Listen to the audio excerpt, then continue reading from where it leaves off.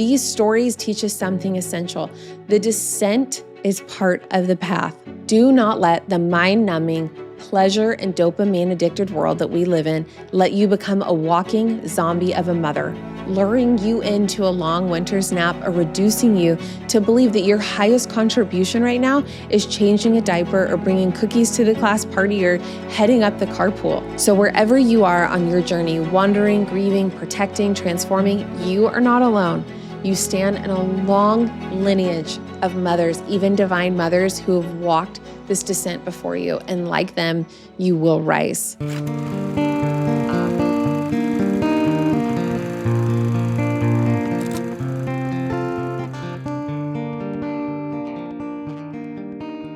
Hello. Welcome to another episode of Down the Well. I'm your host, Elle Rowley. I'm so excited you're here. I hope you had the best Thanksgiving.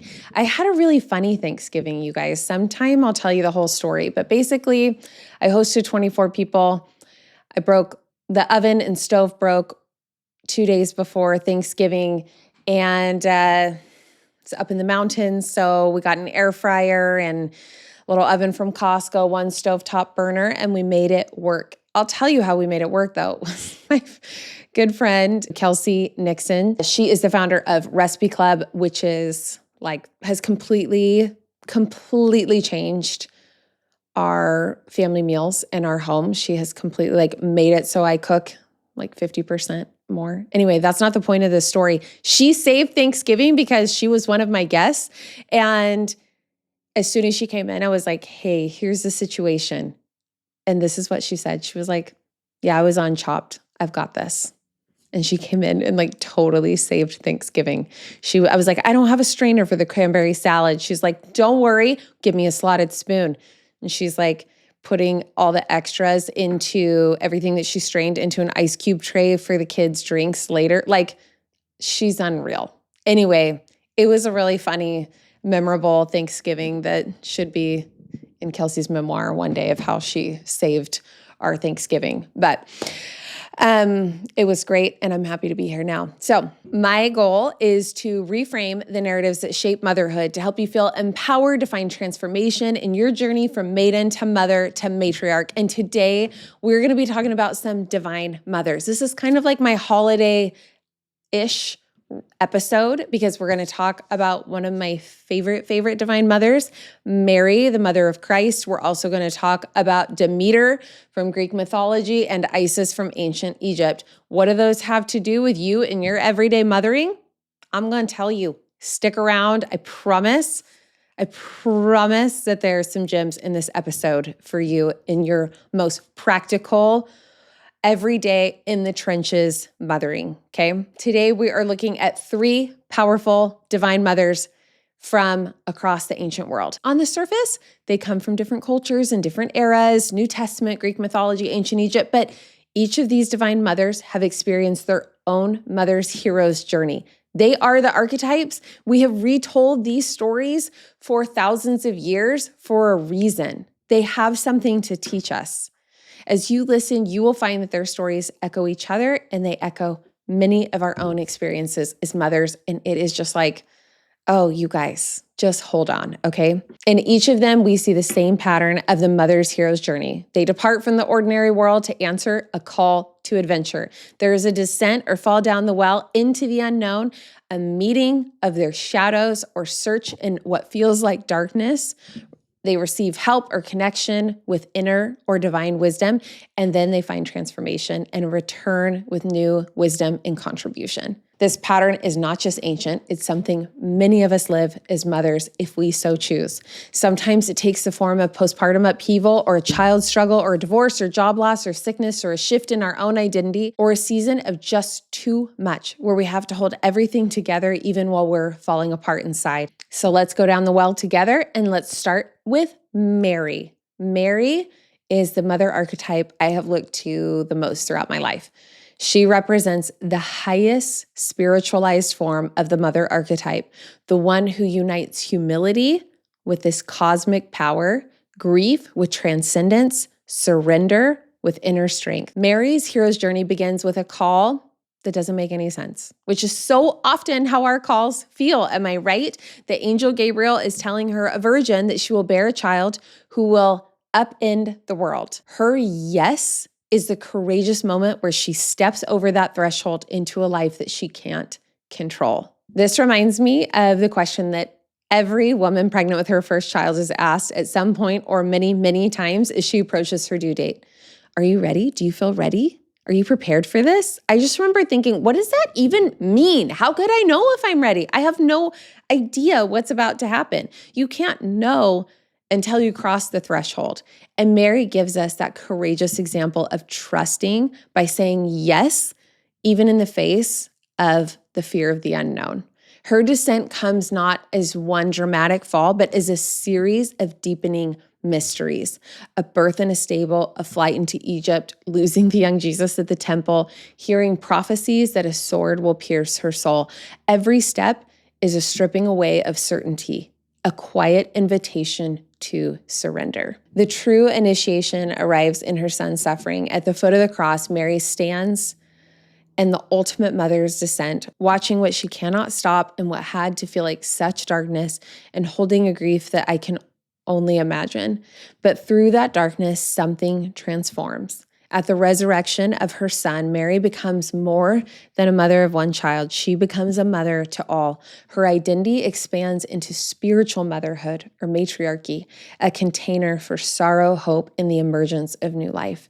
Mary returns from this hero's journey with a capacity to hold contradiction, joy and sorrow, death and rebirth, loss and renewal. They can be true at the same time. Her journey teaches that motherhood often asks us to let go of this illusion of control, to say yes and trust the mystery of what's unfolding within and around us. Okay, now let's talk about Demeter. You've probably heard me talk about Demeter before on the show as the mother and the triple goddess alongside her daughter Persephone, the maiden. Then you have Demeter, the mother, and her grandmother, or Demeter's mother, the matriarch or crone, Hecate.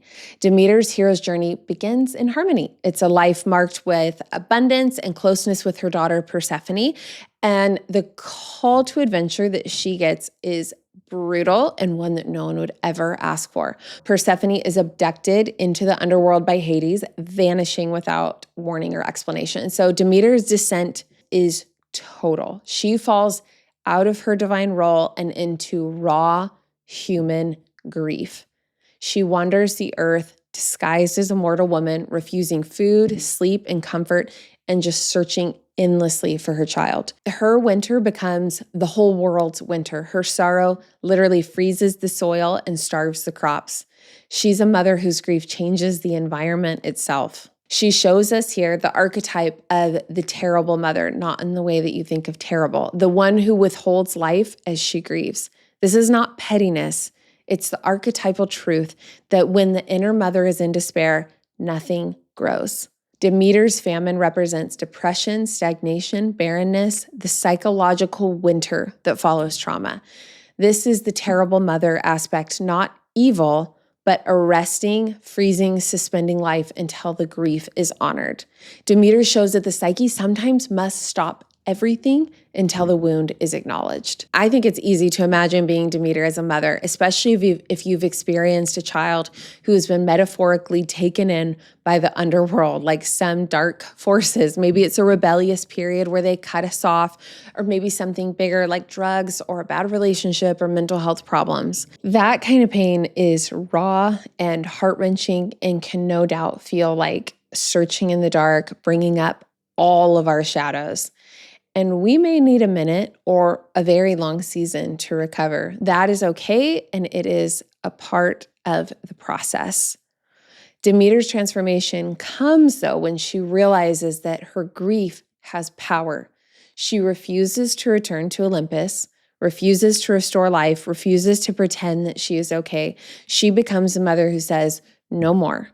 She sets a boundary. She doesn't give up. Her pain becomes protest, a force that the gods cannot ignore. Then a compromise is finally negotiated. Persephone will return each spring, but must spend part of the year in the underworld, which is winter.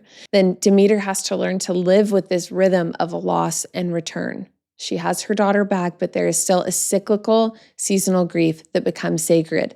We learn to sit with our grief, to accept that there will always be winter, but we can find a rhythm and trust in those dark times, knowing if we surrender to them with that open-heartedness, curiosity, and humility, we can find treasure on the other side. We can trust and even have faith in those rhythms of life, knowing that they will always be but for a time.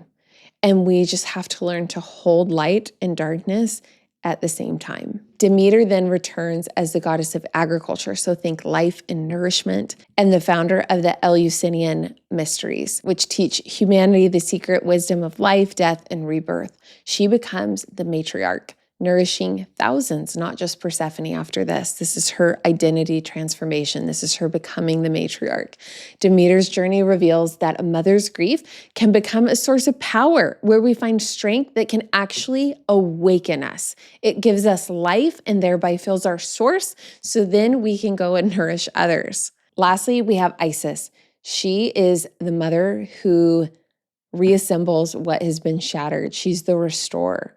Her hero's journey begins with devotion to her husband Osiris, and her call to adventure arrives in catastrophe and chaos. Those calls to adventure don't always come when we want them, y'all. Osiris is murdered by his brother and dismembered. So gory. His body parts are scattered across Egypt. So Isis is thrown down that well. Her descent is literal and symbolic. She's like, no way, y'all. Let's go find him. She travels through swamps, tombs, deserts, haunted waters, all to search for the pieces of him that have been dismembered to bring them back together. She's searching for those pieces that have been lost. She becomes the mother who must reconstruct her world from fragments. Does that resonate for any of you? She is not afraid to go to the dark, hard places in her efforts to restore what's broken, to heal what has been hurt, to sacrifice for creation. The transformation comes through her willingness to search in the scary, unknown places within her and outside of her. Isis gathers Osiris's pieces. She binds them together. She sings life back into them. And then through her creative and magical powers and restorative powers, he is resurrected and he lives long enough to conceive Horus, a fragile child born from this resurrection, hope emerging from devastation. I see this as a story of the fight to become a mother that many women have had to endure, the courage to heal a broken marriage or relationship or generational trauma, and more broadly to the power of the mother bringing order to chaos, to restore what's been broken, to nurture life back into the spiritless. What an honor. Once Horus is born, Isis's journey shifts. She becomes the mother hiding her child from Set's violence, nursing him in secret marshes, warding off Scorpion's illness, betrayal. It gets crazy. Her initiation is a long endurance, a test of her cunning, patience, and protective ferocity. Isis's transformation occurs when Horus is finally ready to fight Set. Through her nurturing, her magic, and her resilience, she brings forth a son who can restore that cosmic balance. They do it together. She returns as Queen of Heaven, a mother who restores order from chaos, who teaches that broken things can be mended. They can be reassembled with time, devotion, and power. So there was a brief overview of each of these divine mothers, and now I just want to go into 5 quick lessons learned from these divine mothers' heroes' journeys, okay? Lesson 1, the mother brings forth the bridge between worlds. In every story, the mother gives birth to a child who stands at the threshold of worlds, a mediator, a guide, a hinge between realities. I'd really never thought about mothers actually being this bridge between worlds, but with each birth of my babies, I have felt that. I'm on this threshold between worlds, bringing in the spirit from this other world into this one. What a wildly sacred adventure to be a part of, you guys. Mary brings forth Christ, the one who unites heaven and earth. His presence collapses the distance between the divine and human life. Demeter mothers Persephone, the girl who literally moves between the living world and the underworld. Her yearly return shaping the seasons themselves. There's so much symbolism in that. We could talk about it for days. Isis protects Horus, the child whose survival restores cosmic order after chaos, the one who will set right what has been destroyed. And Isis is the one that brings that forth. She nurtures that into the world. They are the ones who cross boundaries, and the mother becomes the guardian of that crossing. Like these divine mothers, we all have children with unique divine missions and journeys. We have the sacred honor and duty of nurturing them into life and guiding them through it. Who knows who these babies of ours will become and how our nurturing love and guidance can help them live fully into their own hero's journeys. And our own as well. We get to guide them across those thresholds, supporting them as they face unknown worlds, whether that's junior high or college or a new friend group, right? Learning to hold the tension between who they were and who they're becoming. I am seeing that like so clearly with all 4 of my children right now as they are crossing different thresholds. Motherhood begins with opening a door and crossing the threshold without knowing what we'll find on the other side. Giving it that courageous yes, though, every single time. Do not let the mind-numbing, pleasure and dopamine-addicted world that we live in let you become a walking zombie of a mother, luring you into a long winter's nap or reducing you to believe that your highest contribution right now is changing a diaper or bringing cookies to the class party or heading up the carpool. Those are the sacred acts of seemingly ordinary days that point to the culmination of their lives and development as human beings. We have to put down our phones, stop numbing ourselves with the myriad of things that we are numbing ourselves with because of the intensity of this experience. Stop distracting ourselves, stop defining our success as mothers by someone else's definition of it or competing with whoever, and wake up to the journey that we are on with our families. Okay, lesson 2, the mother must descend. She must enter the well. Every divine mother undergoes a descent, a fall into grief, confusion, or darkness. This descent is not punishment, even though it can really feel like that in these moments. It's initiation. Mary is warned a sword will pierce her soul. She watches her son misunderstood, rejected, and finally crucified right in front of her. Her descent is an interior collapse. It's that internal fall down the well, a spiritual grief that empties her. Demeter's descent is literal. Her daughter is taken and she wanders the earth in despair. The world mirrors her heartbreak. Crops fail, winter falls, everything freezes. Isis descends into the night world, searching for Osiris's scattered body. She enters the swamps, tombs, haunted liminal spaces where death clings to everything she touches. Talk about a descent. These stories teach us something essential. The descent is part of the path. In motherhood, there are moments when the old self dissolves. It has to. When the identity you once knew slips away, when the ground beneath you changes. This is such an inspiring thought to me in my motherhood. Instead of shying away from these descents or even hiding from them, let's embrace them as normal and transformative and even divine. Let's encourage each other along the way. It's the moment many mothers describe as falling down a well, a place of disorientation and deep transformation. The descent is not failure. It is preparation for the amazing things to come. Okay, 3rd lesson. Descent awakens the fierce mother. This is one of my favorites. When each mother emerges from that descent, she had to tap into some kind of fierceness, some kind of ferocity. She discovers a new form of strength, a power that was not accessible before. Mary becomes the nonviolent, steadfast form of the warrior mother, fleeing to Egypt to protect her child, standing unflinching at the cross. Later Christian tradition sees her as a cosmic protector, serene but powerful. Demeter becomes uncompromising in her ferocity. She refuses to allow life to continue until her daughter is returned, until order is restored. She confronts the gods themselves, wielding her grief like lightning. Do you see that transformation in that? She teaches us not to give up, even when we are in the darkest winter and it feels like hope is lost. Isis becomes cunning, sharp, and magically formidable, resurrecting Osiris, shielding Horus from Set, and outwitting gods who underestimate her. Motherhood initiates a kind of ferocity. It demands it from us in our growth.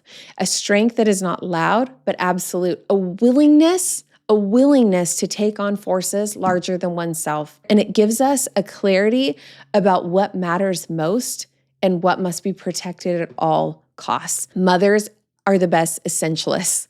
This is the warrior state that emerges only after a descent, though, the mother that's forged in fire. Ooh, I love that one. Lesson 4, death, loss, and the rhythm of return. Each story carries the same sacred pattern: death, hiddenness, return.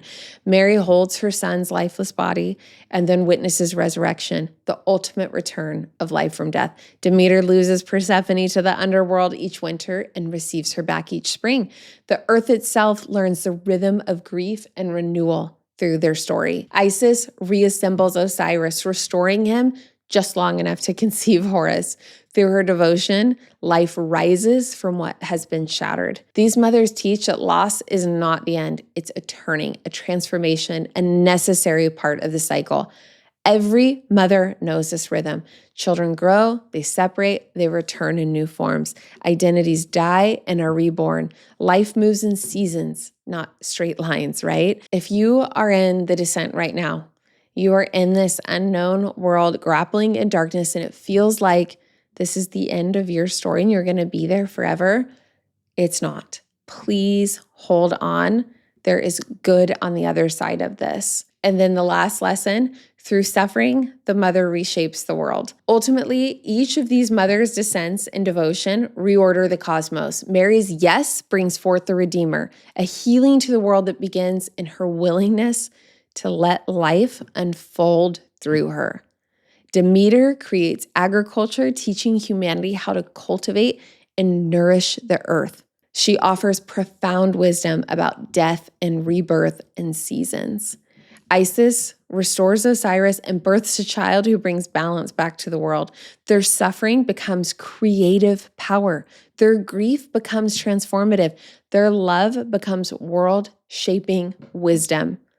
And this is the final truth of the mother's hero's journey, you guys. Motherhood transforms identity. They do not return to who they were before, and neither do we. Because motherhood, mythic or modern, is always a hero's journey, a descent, a transformation, a return with new wisdom. It's the journey down the well and the rising that follows. So what does this mean for us?